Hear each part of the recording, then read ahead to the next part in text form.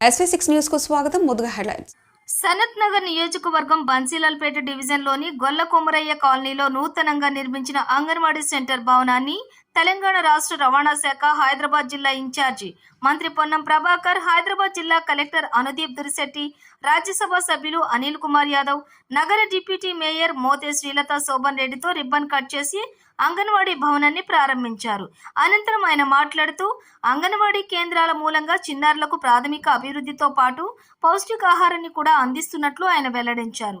మన బస్తీ మనబడి కార్యక్రమం ద్వారా అంగన్వాడీ ప్రీ ప్రైమరీ స్కూల్ స్థానికులకు ఎటువంటి ఇబ్బంది కలగకుండా చక్కటి కార్యాచరణతో ప్రభుత్వం మెరుగైన విద్యను అందించాలన్న ఉద్దేశంతో పునాదిగా నిలుస్తున్నటువంటి అంగన్వాడీ కేంద్రాలను కార్పొరేట్ స్థాయిలో విద్యను అందించాలనే ఉద్దేశంతో ముఖ్యమంత్రి ఆదేశాల మేరకు అభివృద్ధి చేస్తున్నామని అన్నారు. అదేవిధంగా నగరంలో ఉన్నటువంటి జీహెచ్ఎంసీ మల్టీపర్పస్ ఫంక్షన్ హాల్ కమిటీలను రద్దు చేస్తున్నామని ఆయన అన్నారు. కాంగ్రెస్ ప్రభుత్వం ఇచ్చిన హామీలను నెరవేర్చడంతో పాటు పేదల విద్యార్థుల సంక్షేమానికి కూడా పాటుపడుతుందని అన్నారు.